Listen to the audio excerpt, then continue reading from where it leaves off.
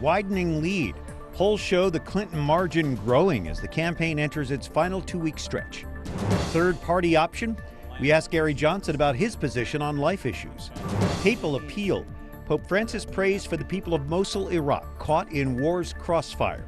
And addressing Jesuits, Pope Francis has a long, strong message for the Society of Jesus.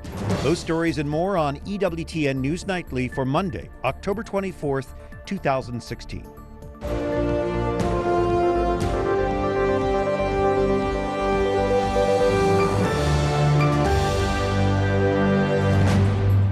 Good evening from Washington. Thanks for joining us. I'm Brian Patrick. As the road to the White House comes down to this final stretch, some voters have already cast their ballots. Chief White House correspondent and political director Lauren Ashburn has the story. Brian, President Obama is not here at the White House. He is stumping for Hillary Clinton on the West Coast, and both candidates are crisscrossing the country trying to get those last-minute votes. Just 15 days before the United States picks its new president, and voters in some battleground states are already hitting the polls, while Donald Trump and Hillary Clinton roll out their version of the final stretch strategy. I believe we're actually winning. But despite his claims, Trump is down in national polls. Party officials say he's not out. I think we're in a dead heat. In some states we might be a little behind, but as Mr. Trump pointed out, in Ohio I think we're up, in Iowa we're up. But Trump did receive his first major newspaper endorsement from the conservative Las Vegas Review-Journal. Still, some consistently red states are now being called toss-ups, just 2 weeks out, which may be behind Clinton's new focus. Emphasizing the importance of electing Democrats down the ballot. She's not the only one. President Obama is cutting ads for House and Senate Democrats and endorsing 150 state legislative candidates. But even as Democrats slam Republicans for standing by their nominee, Trump even attacked Kelly Ayotte and called her weak. And Kelly stuck with him. Sources say Clinton is reaching across the aisle, having private conversations with some Republicans as she turns her attention from Trump to transition. Though no one from her camp will talk about it on the record just yet.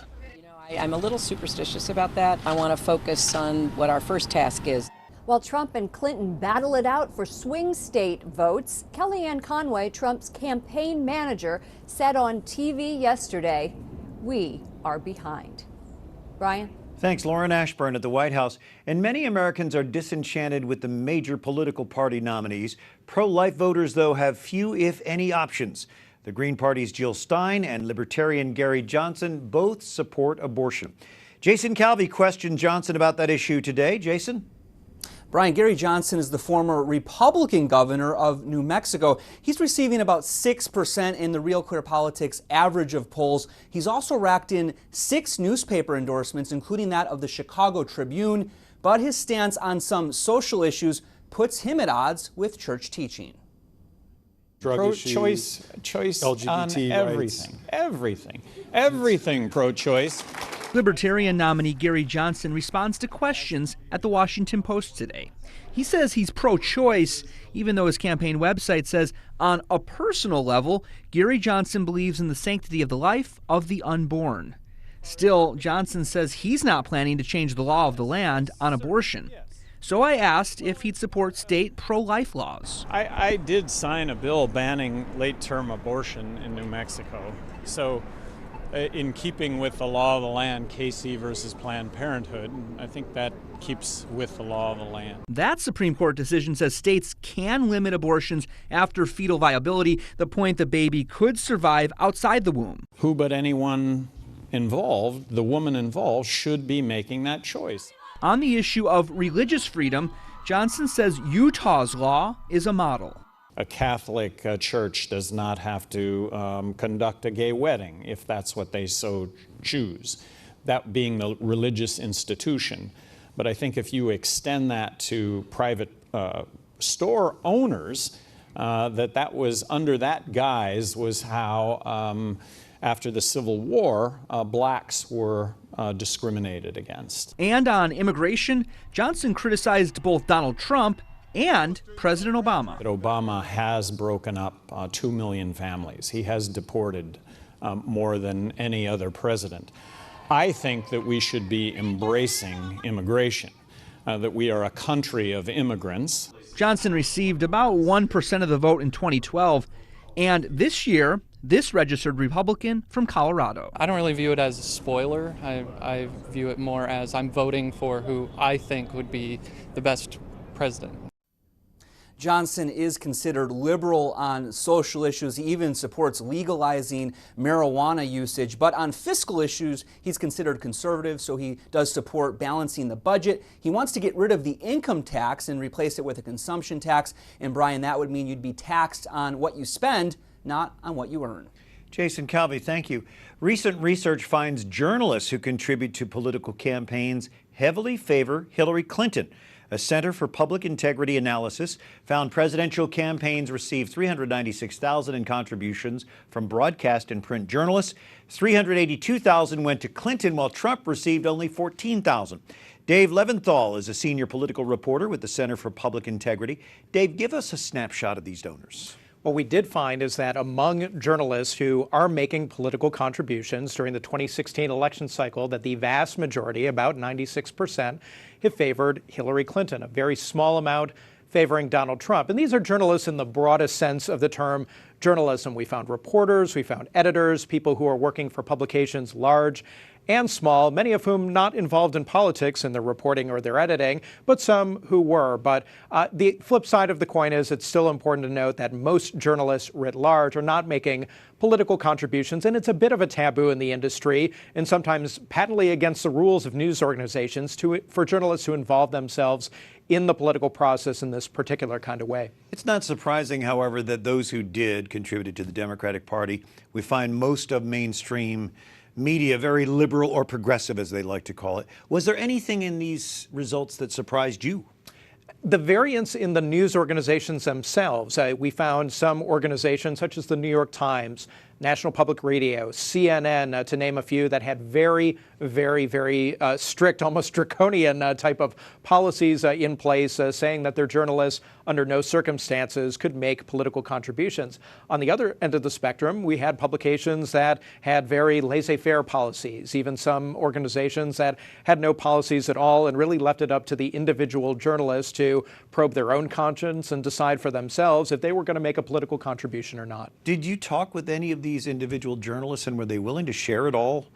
Why they made the donations? We did. We reached it. There were hundreds of them. We tried to get in touch with as many as we could, several dozen, and the reasons varied. Some just simply supported Hillary Clinton and thought that she was the best candidate and that they were willing to effectively go against some industry norm to make a political contribution to a candidate that they supported. The reason often offered was that I don't cover politics, so therefore it shouldn't matter. We found some other people, including those who donated to Donald Trump, who just felt very passionately that he was taking the country in the right direction. They were willing to support him. I want to say I donate to EWTN, not to politics. From the Center for the Public Integrity, David Leventhal, thanks for joining us. We appreciate it. My pleasure. Thank you. And other stories our EWTN News Nightly team is covering in today's world. The National Transportation Safety Board joins the investigation of a deadly weekend tour bus crash near Palm Springs, California. In almost 35 years, I've never been to a crash where there's been 13 confirmed fatal accidents. Police in California described one of the state's deadliest crashes in recent years. A 1996 MCI passenger bus transporting 44 passengers struck the rear of a Freightliner truck with a trailer in the number 3 lane. The tour bus was returning to Los Angeles from a casino early Sunday morning. Survivors say most of the passengers were sleeping when the bus crashed. The majority of the people who were killed were in the front section of the bus. The bus driver was among those killed. The two vehicles were reportedly so mangled that rescuers had to use a crane to search for victims. Dozens of passengers were injured and taken to area hospitals for treatment. The cause of the crash isn't immediately known. The tractor trailer and other vehicles had slowed for road work, according to police. There didn't appear to be braking skid marks from the bus. Police say the bus was going significantly faster than the big rig. I will tell you, the speed of the bus was so significant that when it hit the back of the big rig, the trailer itself entered about 15 feet into the bus. Investigators say the bus was inspected in April and had no mechanical issues. They will try to determine if alcohol, drugs, or driver fatigue played a role in that crash. Pope Francis says he is distressed by the war in Iraq, saying children are among the casualties. The Pope spoke to pilgrims and tourists gathered in St. Peter's Square for Sunday's Angelus. He says the attacks on civilians makes us cry and leaves us without words. Iraqi forces and their allies are now in day 6 of a major offensive to push ISIS out of Mosul, Iraq's second largest city. They've already recaptured Bartella, a historically Christian city on the outskirts of Mosul. Thousands of migrants are being evicted from a camp called The Jungle in the port town of Calais, France. They've been living in slum-like conditions, hoping to eventually cross the English Channel to Great Britain. The migrants are being bused to processing centers where they have two choices: seek asylum in France or return to their home country. French officials plan to dismantle the makeshift camp this week.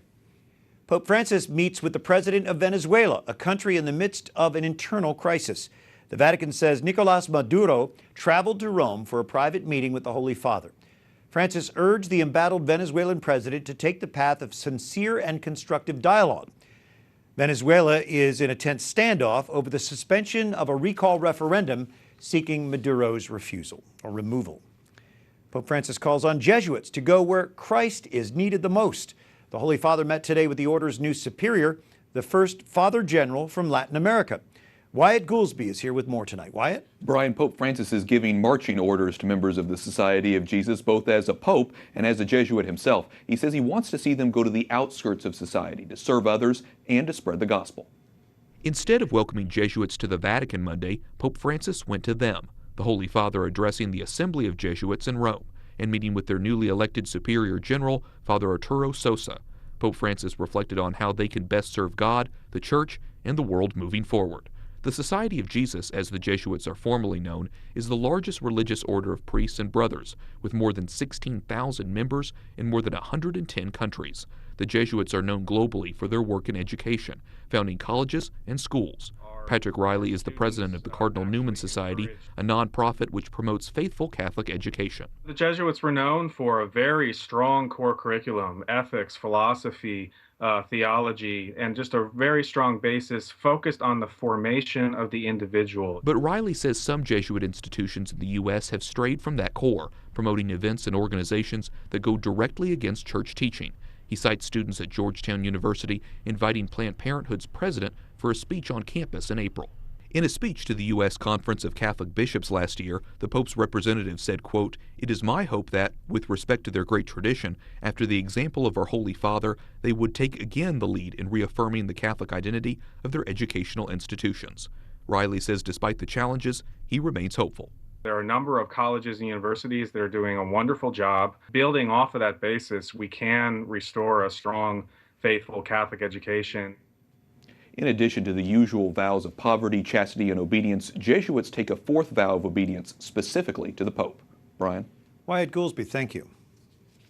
Jesuit Father Mitch Pacwa, host of EWTN Live, joining us from Irondale, Alabama. Father Mitch, what do you read into this message from the Holy Father to the members of the Society of Jesus? The first point that the Pope makes very clearly is a certain continuity he wants to see between the messages of his predecessors and of his own. He cites explicitly that Pope Paul VI, St. John Paul II, and Pope Benedict had also addressed Jesuits at earlier Jesuit congregations. And he calling the society to be faithful to its vocation. And then secondly, the Pope does the same by mentioning some specific elements of the society's vocation today and how he wants us to be faithful to that charism as Jesuits. This is our first Holy Father formed in the Jesuit tradition. What specific points did he make about how the Jesuits should adhere closely to the teachings of St. Ignatius?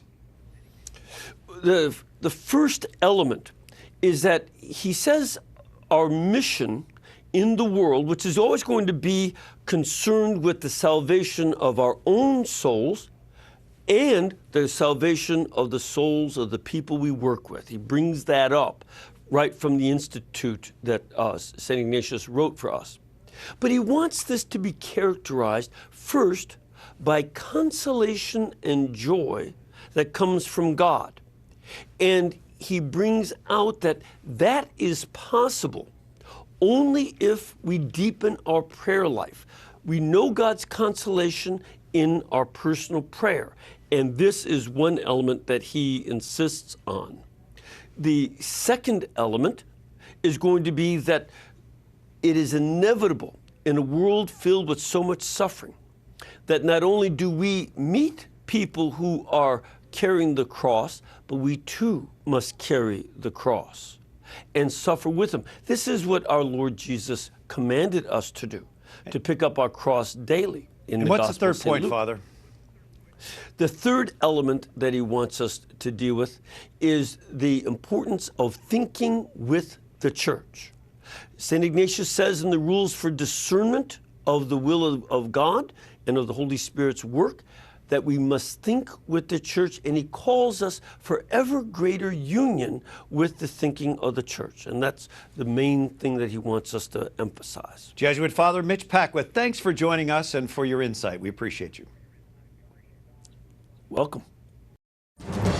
Coming up, people in Russia and Poland gather on opposite sides of the life issue. And remembering anti-war protester Tom Hayden.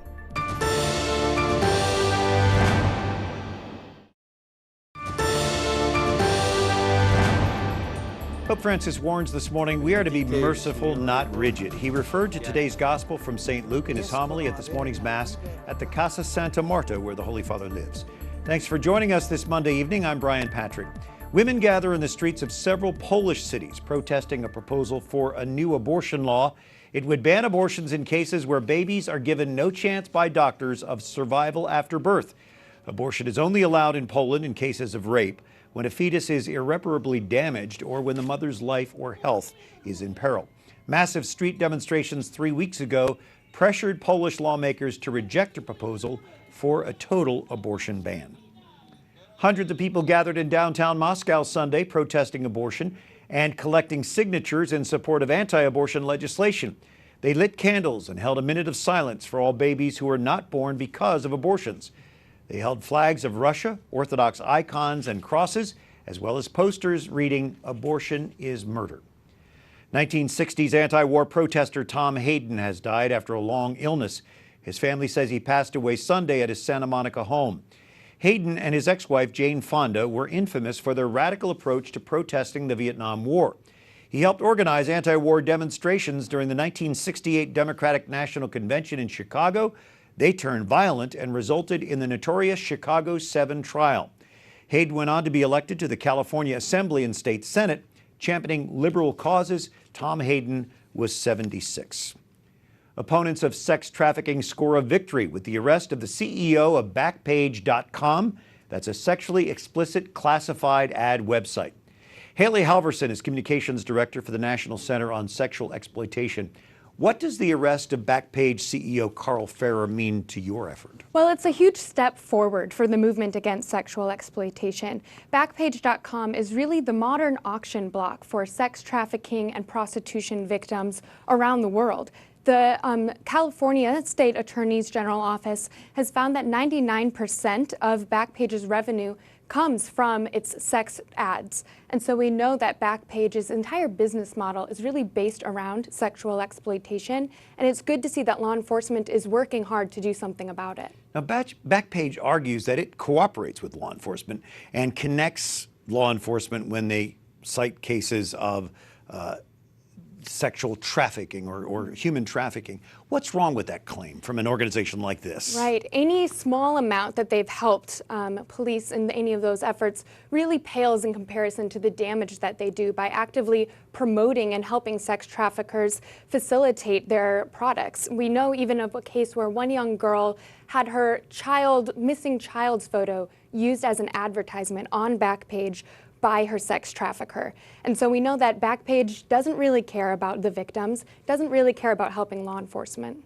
Is there any way to shut these websites down? Can laws be toughened? Yes, Backpage is citing Section 230 of the Communications Decency Act as why they should be allowed to continue doing this. The Communications Decency Act was actually formed in order to help protect children, but Backpage is using it as a loophole where it says that it should not be responsible for user-generated content, using that as a loophole in order to actually facilitate the exploitation of children. So that law needs to be corrected so Backpage can't do that anymore. Very quickly, what can we all do to address this really injustice to human dignity? Well, first of all, definitely support those who in law enforcement who are working on these issues. And also you can go to endsexualexploitation.org/Backpage. There you can sign petitions and write to your representatives about amending the Communications Decency Act. From the National Center on Sexual Exploitation, Haley Halverson, thank you. Thank you. Up next, tribute to St. John Paul II, his new symbol at the National Shrine, and Jubilee for choirs. The Vatican welcomes liturgical singers to celebrate the Year of Mercy.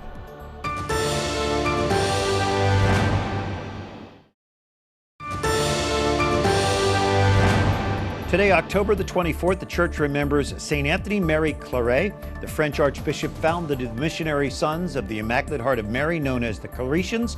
He died on this date in 1870. Thanks for joining us this Monday evening. I'm Brian Patrick. The St. John Paul II National Shrine here in Washington dedicates a new memorial to the late Holy Father. Sculptor Chaz Fagan created this 11-foot-tall statue. He was also commissioned by the Knights of Columbus earlier this year to paint St. Teresa of Calcutta's official portrait. He is familiar with St. John Paul II from previous work he's done, but he says this statue is really different. The big decision was, how big do you make it? Because obviously the facade is impressive.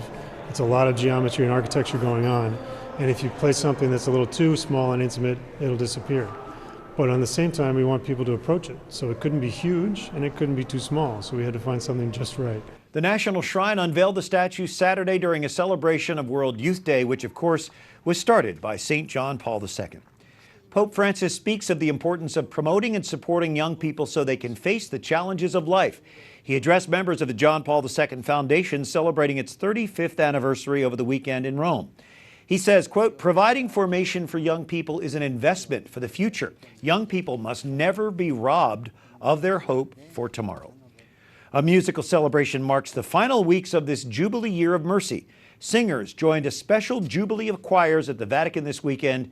Mary Shovlin reports from Rome. With less than a month left to go in the Jubilee of Mercy, thousands continue to cross the holy door of St. Peter's Basilica, and some of the biggest events have been saved for last. The Jubilee for choirs took place this weekend in the Vatican and gathered over 10,000 choral members from all over the world. Two of the most famous maestros in liturgical music spoke to the group on Friday as they reflected on music and mercy. I believe the power of music is the love, because we sing only for love, and the prayer is love, God is love.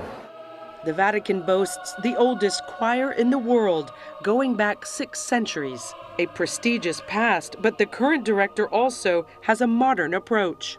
We have to listen modern music, found a way to translate the gospel, the word of God in music. The words struck a chord with the members and the audience and pointed to the harmony that exists between music and evangelization. In Rome, Mary Shovlin, EWTN News Nightly. I like to think of music as the bridge between heaven and earth. Hallelujah. For the EWTN News Nightly team, I'm Brian Patrick. Good night. God bless you.